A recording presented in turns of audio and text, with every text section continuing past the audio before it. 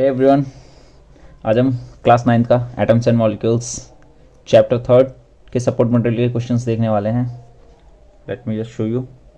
आज हम क्वेश्चंस करने वाले हैं ये ऑब्जेक्टिव टाइप, अप्रॉक्सीमेट 11 क्वेश्चन के आसपास हैं। ये सारे क्वेश्चन करेंगे हम लोग, ये वाले सारे। तो जस्ट बी रेडी। तो देखते हैं गाइस। पहला क्वेश्चन ऑब्जेक्टिव टाइप में पूछ रहा है आपसे, विच of the following statement is not true about an atom. कौन सा स्टेटमेंट इसमें से ट्रू नहीं है।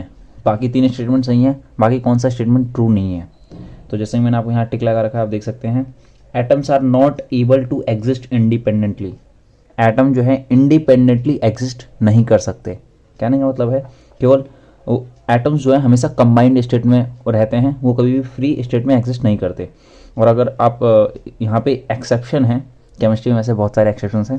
एक्सेप्शन के तौर पे ग्रुप 18 में एलिमेंट्स जो है वो ही ऐसे एटम्स होते हैं जो फ्री स्टेट में एग्जिस्ट करते हैं। लाइक आप जानते होंगे noble gases, helium, neon, krypton, xenon, ये सारे नोबल गैसेज हैं जो केवल इंडिपेंडेंटली एग्जिस्ट कर सकते हैं। बाकी जितने भी एटम्स हैं वो हमेशा कंबाइंड स्टेट में एग्जिस्ट करते हैं।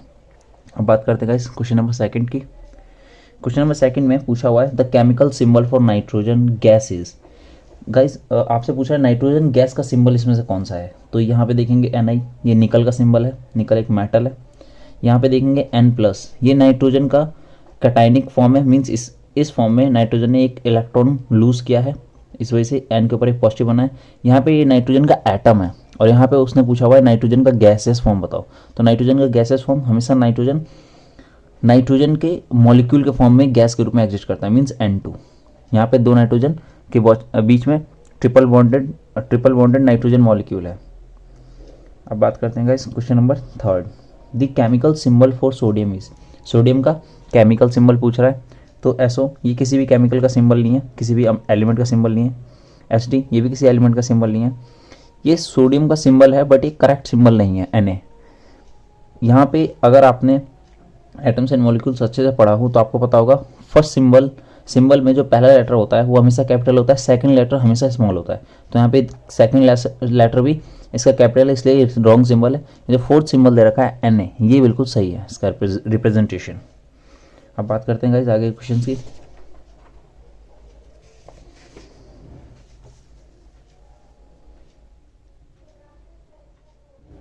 अब गाइस क्वेश्चन नंबर 4 देखिए एक बार, which of the following correctly represent 360 gram of water. यहाँ आपको 4 ऑप्शन दिए हुए हैं और आपसे सवाल पूछा जा रहा है कि इसमें से कौन कौन से ऑप्शंस हैं जो 360 ग्राम ऑफ वाटर को करेक्टली रिप्रेजेंट कर रहे हैं। तो अगर आप इसे सॉल्व करेंगे, यहाँ पे अगर नंबर ऑफ मोल्स में निकालें तो भी आप पाएंगे कि यहाँ पे 20 नंबर ऑफ मोल्स आ रहे होंगे। तो यहाँ पे 2 दे रखा है, तो फर्स्ट ऑप्शन तो ऐसे ही गलत हो गया। और second option 20 moles of water, ये बिल्कुल करेक्ट है, तो यहाँ पे मैंने सही किया हुआ इसे। यहाँ पे थर्ड ऑप्शन कैलकुलेट करेंगे तो number of molecules of water ये नहीं आ रहा होगा। और इसे जब फोर्थ ऑप्शन देखेंगे तो फोर्थ ऑप्शन करेक्ट है।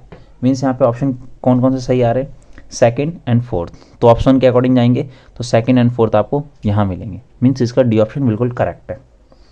अब बात करते हैं guys question number 5।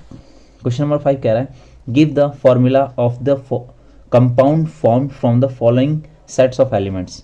Compound word मैंने यहाँ पे मिस कर दिया, सॉरी फॉर दैट। तो आपको कुछ सेट ऑफ एलिमेंट्स दिए हुए हैं, मीन्स 2 एलिमेंट दिया हुआ है और आपसे बस पूछा जा रहा है कि इन 2 एलिमेंट्स के कॉम्बिनेशन से कौन सा केमिकल कंपाउंड बनेगा। तो देखते हैं, यहाँ पे आपको फर्स्ट ए में ऑप्शन दिया हुआ है कैल्शियम एंड फ्लोरीन। तो कैल्शियम की अगर आपको वैलेंसी पता हो, कैल्शियम की वैलेंसी +2 होती है और फ्लोरीन की 1। कैल्शियम मेटल है यहाँ पे और फ्लोरीन नॉन मेटल। जब दोनों कंबाइन करेंगे तो जो कंपाउंड बनेगा CaF2, इसे हम कहते हैं कैल्शियम फ्लोराइड। अब बात करते हैं बी क्वेश्चन की। बी क्वेश्चन में पूछा आपसे 2 एलिमेंट दिए हुए हैं, हाइड्रोजन एंड सल्फर। तो यहाँ पे हाइड्रोजन की वैलेंसी 1, सल्फर की वैलेंसी 2, क्रॉस करेंगे कंपाउंड बनेगा H2S। ये गैस है और इस गैस का नाम है हाइड्रोजन सल्फाइड। अब बात करते हैं सी की। सी में है नाइट्रोजन एंड हाइड्रोजन, 2 एलिमेंट्स दिए हुए हैं, दोनों ही नॉन मेटल्स हैं। अब यहाँ पे नाइट्रोजन की वैलेंसी 3 होती है, हाइड्रोजन की वैलेंसी 1, क्रॉस करेंगे कंपाउंड बनेगा अमोनिया NH3, इसको हम अमोनिया कहते हैं। अब गाइस नेक्स्ट पेज देखते हैं।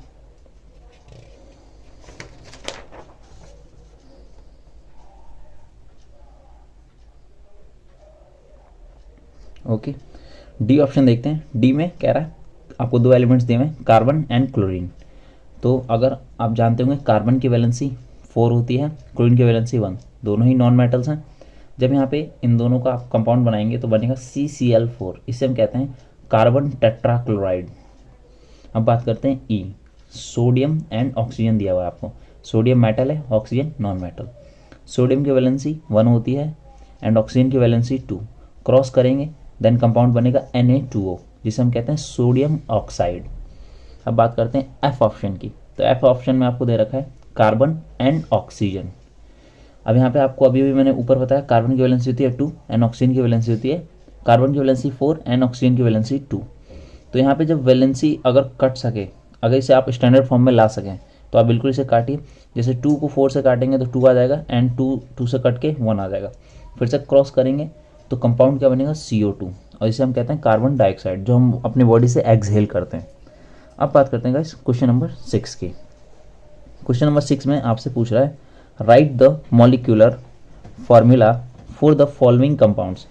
आपको कुछ यहाँ पे केमिकल नेम्स दिए हुए हैं, इससे आपको फार्मूला बना के दिखाना है, या कह सकता हूँ एलिमेंट्स दिए हुए हैं, इससे आपको केमिकल फार्मूला क्रिएट करना है। तो कॉपर, ये जो यहाँ पे रोमन न्यूमरल में दिया हुआ है, ये इसके ऑक्सीडेशन स्टेट को शो कर रहा है। ऑक्सीडेशन स्टेट कहने का मतलब है यहाँ पे ये मेटल कितने नंबर ऑफ इलेक्ट्रॉन को लूज कर रहा है, वो यहाँ पे रोमन न्यूमरल में दिया हुआ है। तो गाइस देखेंगे कॉपर का यहाँ पे वैलेंसी ऑलरेडी जैसे मैंने आपको बताया रोमन न्यूमरल दिया हुआ है 2, और ब्रोमीन का होता है वैलेंसी 1। क्रॉस करेंगे फार्मूला बनेगा CuBr2, इसे हम कहते हैं कॉपर ब्रोमाइड, जो कि यहाँ पे ऑलरेडी मैंने लिखा हुआ है। अब देखते हैं सेकंड एल्यूमिनियम नाइट्रेट। तो और यहाँ पे एल्यूमिनियम की वैलेंसी कितनी दे रखी है इसने 3, रोमन न्यूमरल में 3 बना हुआ है, तो एल्यूमिनियम की वैलेंसी कितनी होगी 3, मीन्स यहाँ पे एल्यूमिनियम 3 इलेक्ट्रॉन्स लूज कर रहा है। और नाइट्रेट की वैलेंसी होती है 1। आई होप आपको पता होगा नाइट्रेट एक पॉली एटॉमिक आयन है। तो फॉर्मूला बन जाएगा AlNO3 whole thrice, means aluminium nitrate. अब गाइस बढ़ते हैं नेक्स्ट पेज पे।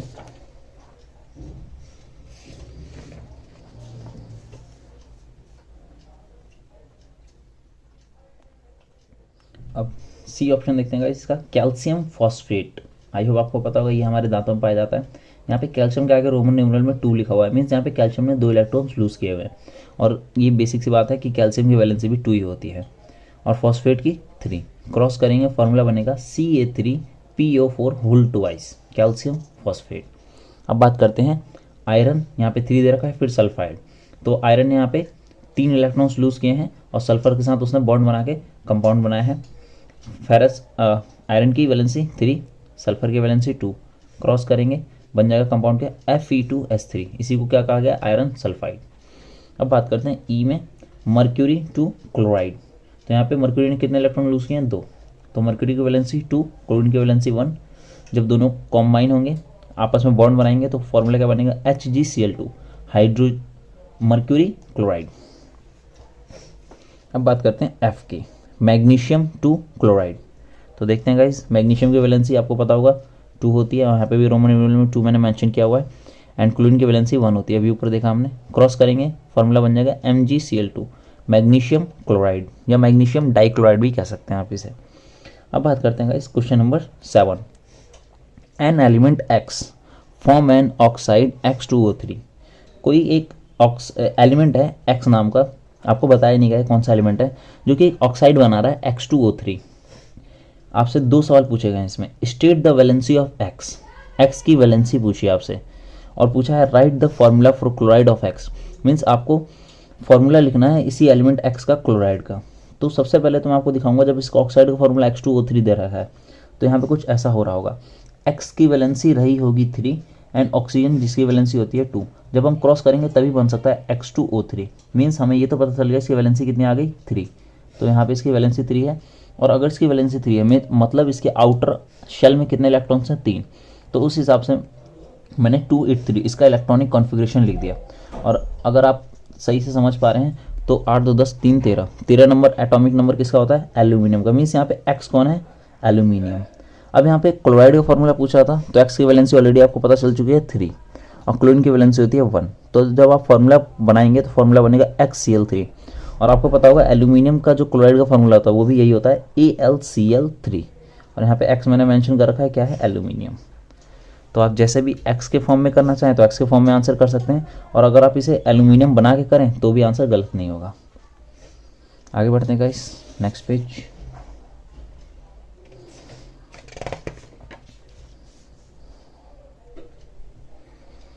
अब गाइस क्वेश्चन नंबर 8 में आपसे पूछ रहा है right the molecular formula of the compound that can be found by the combination of following ions.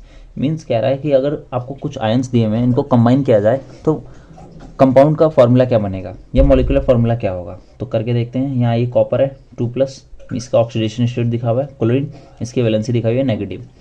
तो कॉपर की वैलेंसी 2, क्लोरीन की वैलेंसी 1। जब दोनों कंबाइन करेंगे तो फार्मूला क्या बनेगा, CuCl2, और इसे हम कहते हैं कॉपर क्लोराइड। अब बात करते हैं बी ऑप्शन की। Na+ दिया हुआ है आपको sodium ion and NO3 negative, polyatomic ion है नाइट्रेट। तो Na की वैलेंसी 1, नाइट्रेट की वैलेंसी 1, क्रॉस करेंगे फार्मूला बनेगा NaNO3, जिसे हम कहते हैं सोडियम नाइट्रेट। अब बात करते हैं सी ऑप्शन की।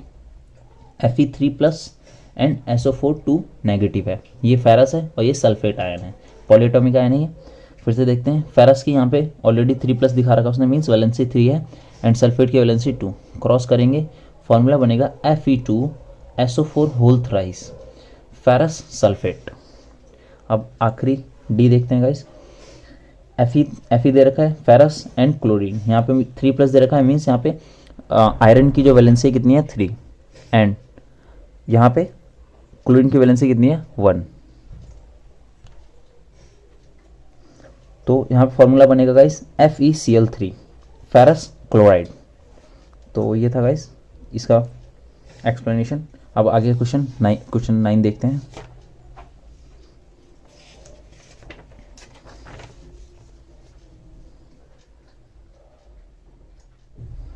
अब देखिए गाइस, क्वेश्चन 9 में आपसे पूछ रहा है फिल या classify each of the following on the basis of their atomicity. आपको बस ये बताना है, आपको कुछ कंपाउंड्स या कह सकता हूँ मॉलिक्यूल्स के नाम दे रखे हैं, आपको बस उनके एटमिसिटी बतानी है, फार्मूला दे रखा है इनका।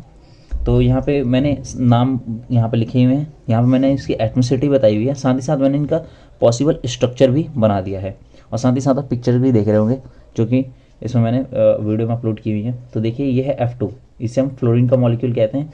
फ्लोरीन गैसेस स्टेट में ऐसा पाया जाता है।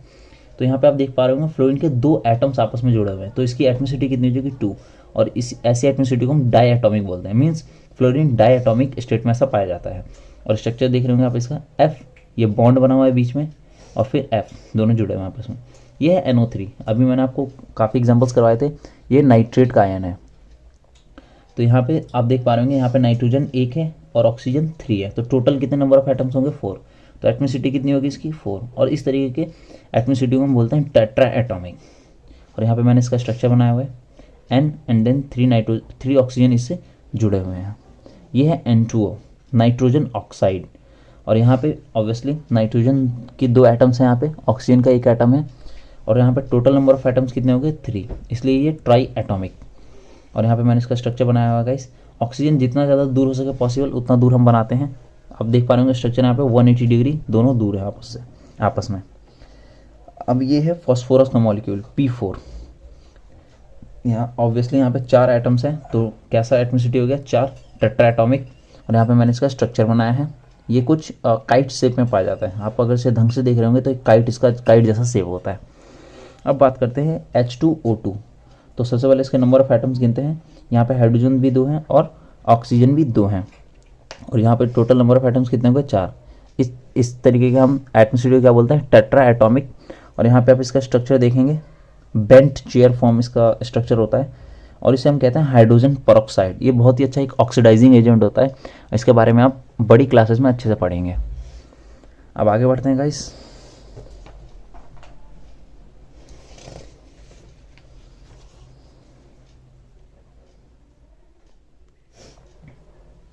अब देखते हैं guys 6th example, helium He। ये जाहिर सी बात है एक एटम है, अभी मैंने आपको बताया था वीडियो की शुरुआत में ही कि एक नोबल गैसेज जो है फ्री स्टेट में पाए जाते हैं, तो इसकी एटमिसिटी कितनी है 1।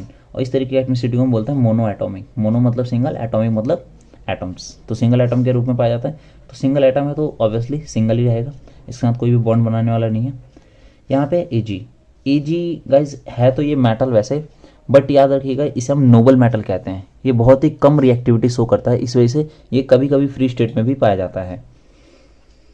तो यहाँ पे इस नंबर ऑफ एटम्स कितने हो गए 1, और इसकी एटमिसिटी को हम कहेंगे मोनो एटॉमिक। यहाँ पे मैंने इसका Ag का सिंबल बना रखा है। अब ये है CH4, ये है मीथेन, ये गोबर गैस में से निकलने वाली गैस है गाइस, मीथेन CH4। यहाँ पे नंबर ऑफ एटम्स कार्बन का 1 है, हाइड्रोजन के 4, तो टोटल नंबर ऑफ एटम्स आप गिनेंगे तो 1 2 3 4 5 5 हो गए। और इस तरीके के एटम एटमिसिटी को हम क्या बोलते हैं, पॉली एटॉमिक। स्ट्रक्चर ये रहा इसका। अब बात करते हैं P4O10, फॉस्फोरस ऑक्साइड है ये। और यहाँ पे टोटल नंबर ऑफ एटम्स गिनेंगे आप तो फॉस्फोरस के 4 हैं, ऑक्सीजन के 10, टोटल नंबर ऑफ एटम्स हो गए 14। और इस तरीके की एटमिसिटी को हम बोलते हैं poly atomic. Poly means many, atomic मतलब एटम्स, जहाँ पे मैनी एटम्स हो। इसका स्ट्रक्चर का काफ़ी कॉम्प्लेक्स था इसलिए मैंने बनाया नहीं। मैं इसकी फ़ोटो अभी आप देख पा रहे होंगे, इसकी फ़ोटो मैंने अपलोड कर रखी है। अब देखते हैं guys question number 10, fill in the blanks है। देखते हैं, काफ़ी easy fill in the blanks है। एक क्वेश्चन में पूछ रहा है आपसे, in a chemical reaction the sum of the masses of the reactants and products remains unchange. कह रहा है एक केमिकल रिएक्शन में जो सम ऑफ मासेस होता है रिएक्टेंट्स एंड प्रोडक्ट का, वो रिमेन्स अगर अनचेंज रहे तो इस तरीके के लॉ को हम क्या कहते हैं, तो this is called law of conservation of mass. अगर आपने पढ़ा हो लॉ ऑफ केमिकल कॉम्बिनेशन में 2 लॉज होते हैं, law of chemical combination that is law of conservation of mass and law of constant proportion. अब बात करते हैं बी में, तो a group of atoms carrying a fix charge on them is called. A group of atom जैसे कि polyatomic ion का मैंने आपको एग्जांपल दिया था, जिसमें जिनके सर पे एक फिक्स चार्ज होता है, मींस या तो उन्होंने कुछ नंबर ऑफ इलेक्ट्रॉन्स डोनेट किए हों या कुछ नंबर ऑफ इलेक्ट्रॉन्स एक्सेप्ट किए हों। तो इस तरीके के चार्ज स्पीसीज को हम क्या कहते हैं, इस तरीके के चार्ज स्पीसीज को हम क्या कहते हैं गाइस, आयंस कहते हैं। ओके, आगे बढ़ते हैं।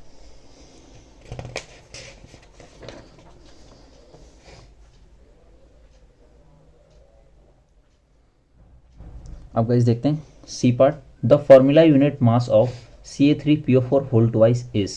आपको फॉर्मूला यूनिट मास पूछा जा रहा है। याद रखिएगा गाइस, आप किसी भी मॉलिक्यूल का मास निकालते हैं तो उसे मॉलिक्यूलर मास कहते हैं, बट आप किसी ऐसे केमिकल कंपाउंड जो कि कैटायन और अनायन से मिलकर बने हों, आसान भाषा में आयोनिक कंपाउंड का जब आप मास निकालते हैं तो उसी को हम कह देते हैं फॉर्मूला यूनिट मास। मीन्स यहाँ पे ये कैल्शियम जो है कैटायन है और ये फॉस्फेट अनायन है।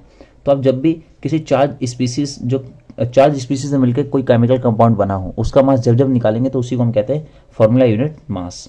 और इसका जब आप मास निकालेंगे तो 310 यूनिफाइड मास इसका आ जाएगा, या आप यहाँ पे जी भी लिख सकते हैं, ग्राम में भी इसे रिप्रेजेंट किया जा सकता है, जिसे हम ग्राम एटॉमिक मास भी कहते हैं। अब बात करते हैं डी में, फॉर्मूला ऑफ सोडियम कार्बोनेट। तो सोडियम कार्बोनेट का फॉर्मूला पूछा हुआ है, तो Na2CO3 कैसे बनता है, यहाँ पे मैंने लिखा हुआ है, सोडियम की वैलेंसी 1, कार्बोनेट की वैलेंसी 2, क्रॉस करेंगे फॉर्मूला बनेगा Na2CO3, इसी को हम कहते हैं सोडियम कार्बोनेट। देन पूछा हुआ है that of ammonium sulphate is. Ammonium sulphate का फॉर्मूला तो NH4 होल ट्वाइस SO4। कैसे, अमोनियम की वैलेंसी 1 होती है, पॉलीएटॉमिक आयन है, ये भी पॉलीएटॉमिक आयन है, सल्फेट की वैलेंसी 2, ये भी पॉलीएटॉमिक आयन है, तो NH4 whole twice SO4 ammonium sulphate. तो ये थे गाइस क्वेश्चंस। अब यहाँ पे आखिर में 2 एजर्शन और रीजनिंग बेस्ड क्वेश्चन भी दिए हुए हैं, इसे मैंने सॉल्व करवा रखा है, देखते हैं एक बार। एजर्शन और रीजन टाइप में पहला पूछ रहा है एजर्शन, आपको दोनों स्टेटमेंट पढ़ के सुना देता हूँ एक बार। सल्फेट आर पॉलीएटॉमिक आयंस, अभी आपने देखा SO4 पॉलीएटॉमिक आयंस होते हैं, तो एजर्शन क्या है गाइस, बिल्कुल सही। रीजन देखिए क्या दिया हुआ है उसने, कि the sulphate ion consist of 1 sulphur atom and 4 oxygen atom carries an overall negative charge या चार्ज ऑफ 2 नेगेटिव।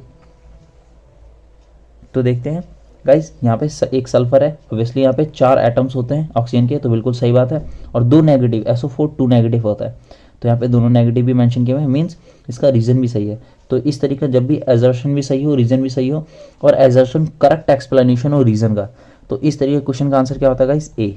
जो कि आपने अपने बुक में ऑप्शन देखे होंगे, तो उसके अकॉर्डिंग ऑप्शन क्या आंसर हो जाएगा, ए ऑप्शन, बिल्कुल दोनों सही जवाब है। अब देखते हैं गाइस इसका बी।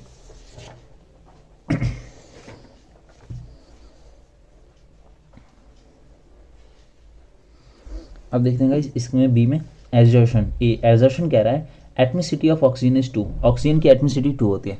यहाँ पे गाइस इस क्वेश्चन में हल्की सी मिस्टेक है, इसने हमसे ना तो ये बताया कि ऑक्सीजन का एटम की बात कर रहा है या ऑक्सीजन के मॉलिक्यूल की, तो हम यहाँ पे इसे ऑक्सीजन का मॉलिक्यूल मान के चलते हैं। क्यों, बिकॉज ऑक्सीजन के मॉलिकुलर फॉर्म में ही ऑक्सीजन की एटमिसिटी 2 होती है, तो इस हिसाब से एजर्शन क्या हो गया, बिल्कुल सही।